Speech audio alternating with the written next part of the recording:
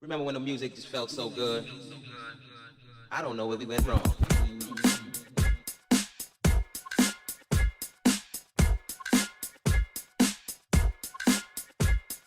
Gotta bring back that feeling. Yeah, you know the one I'm talking about.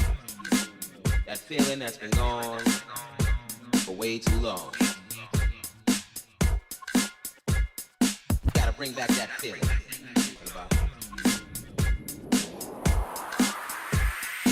Alright now.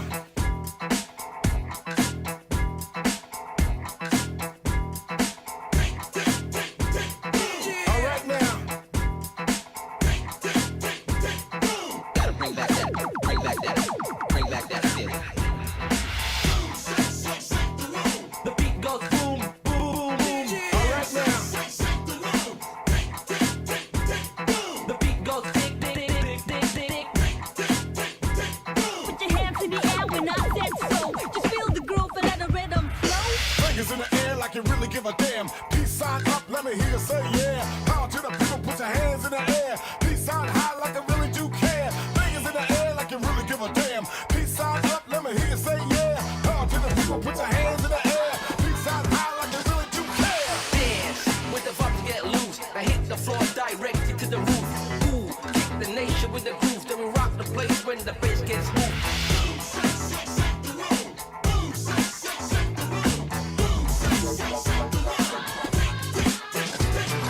Dance with the vibes get loose. I hit the floor directly to the roof. Ooh, kick the nation with the groove. Then we rock the place when the bass gets moved.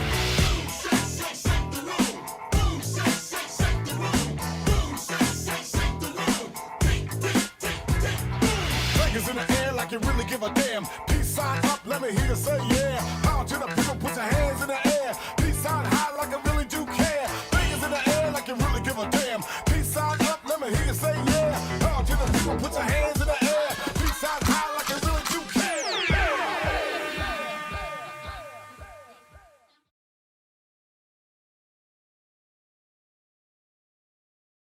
Fingers in the air like you really get. Oh, didn't see you there. Hey gamers, general threat to society here.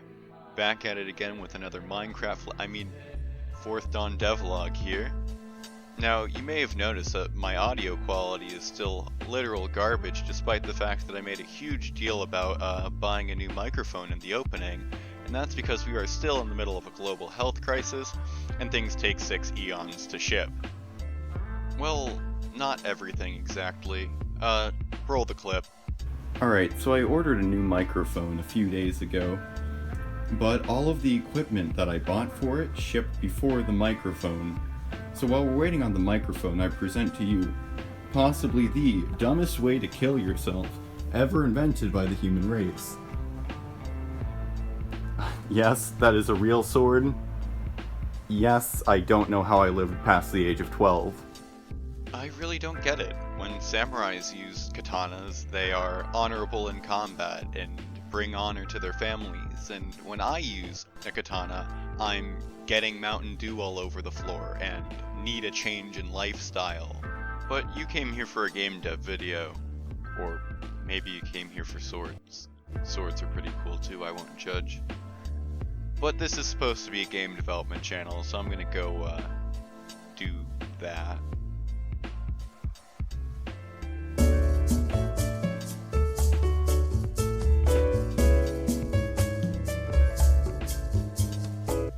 Let's play Raid Shadow Legends. Start now for free. Alright, so it's like 2 days since I recorded the last bit of audio, because I don't have my life together, so let's get this done real quick. The dialogue system is done, like actually for real this time. I've got the dialogue options set up, so I can now do branching dialogue, which is basically 90% of this game, but it's now in a much nicer way than how I had it set up before. It's a lot easier to read as far as the code goes and how I have the scripting set up.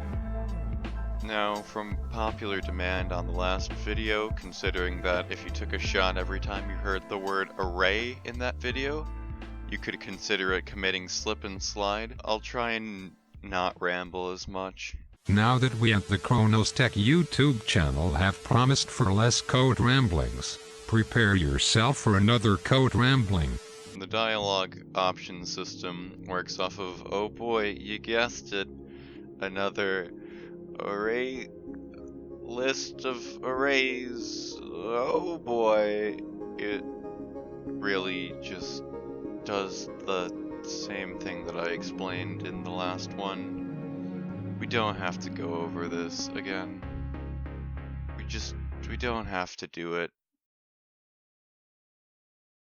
Now that the dialogue option system is set up, I can get back to repairing some of the game's endings that I had finished in the version I had before, but got deleted with all the other files and my hopes and dreams.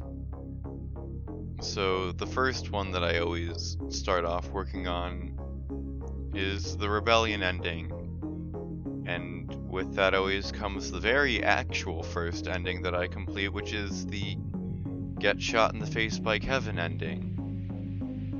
Now, if you don't know, this blonde asshat right here, I'll edit his face in with some mean message about him. This is Kevin.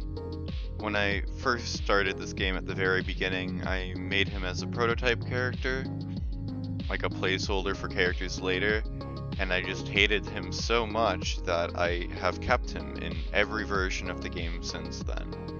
And I've toned down his dialogue a little bit, so he sounds a little less like a or a wait, I shouldn't use those words on YouTube. Like a group of people that will get me demonetized, but I still hate him, really. Whenever I have to debug his ending, it's just getting shot in the face 12 times. Just over and over again, but you win some, you get shot in the face some, it's how it is. On a 50% related note, I got the saving system re-implemented. Yay! Basically, I use GameMaker's built-in IMNI file saving system. How it works, to my understanding, is you have your file that you open up, you've got your sections and your keys, and you sort of log it all together.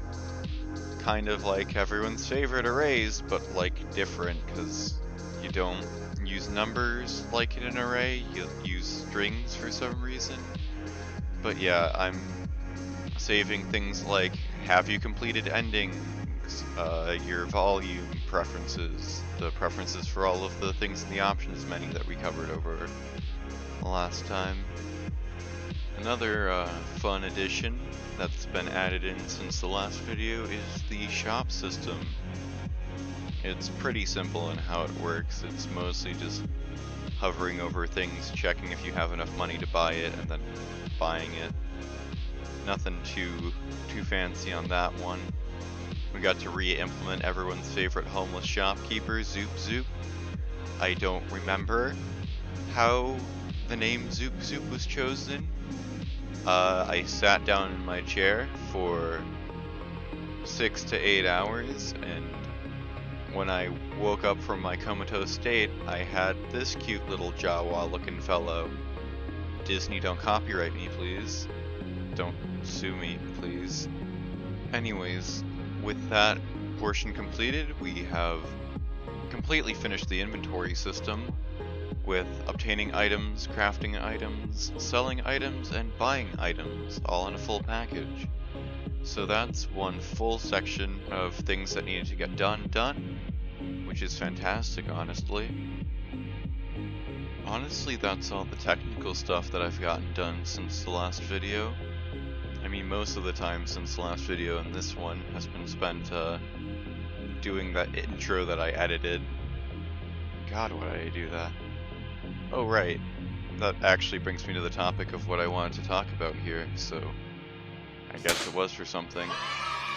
I mostly wanted to make this video to talk about some of the important characters in this game, because, I mean, when you're making an adventure game, a story type game, having good characters is important.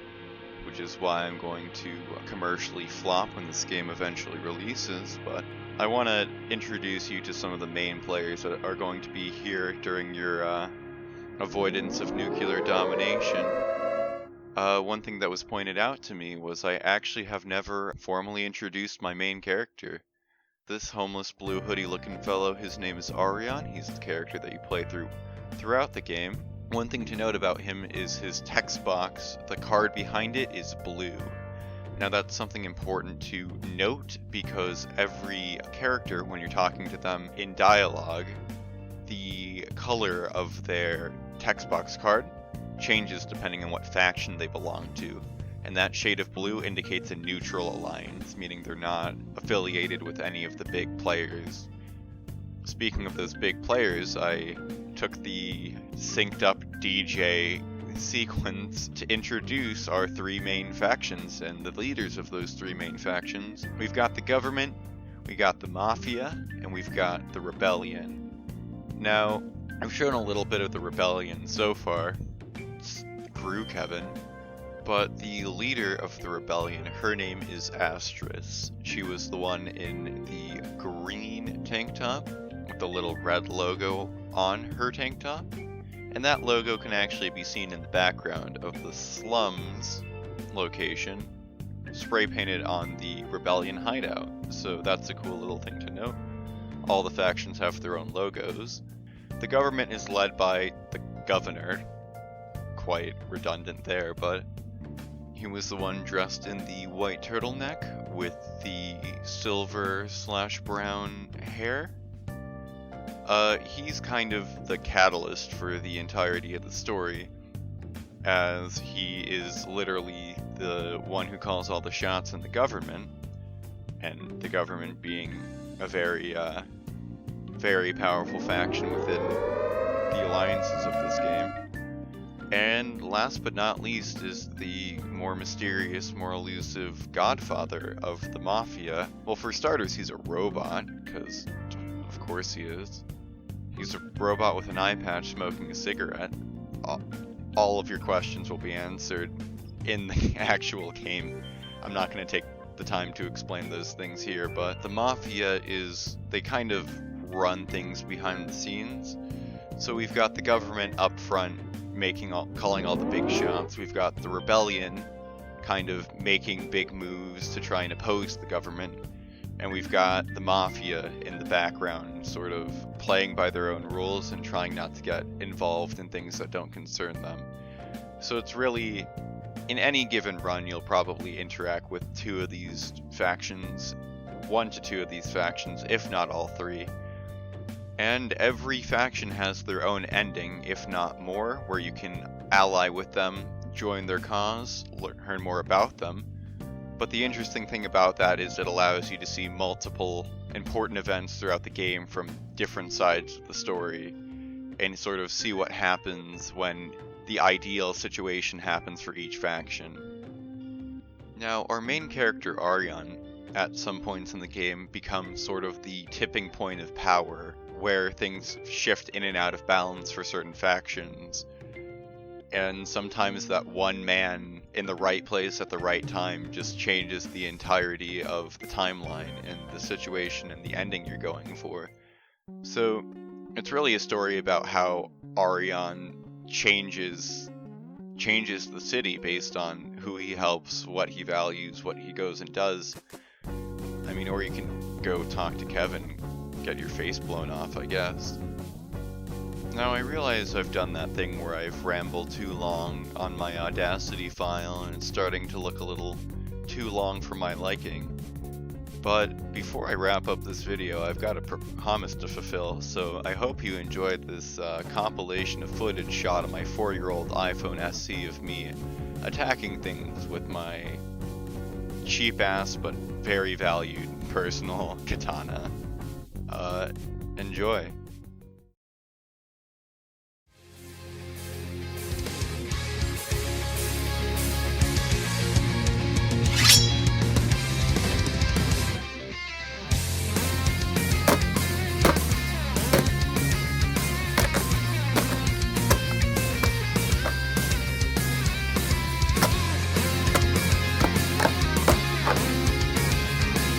Oh wait, the package came.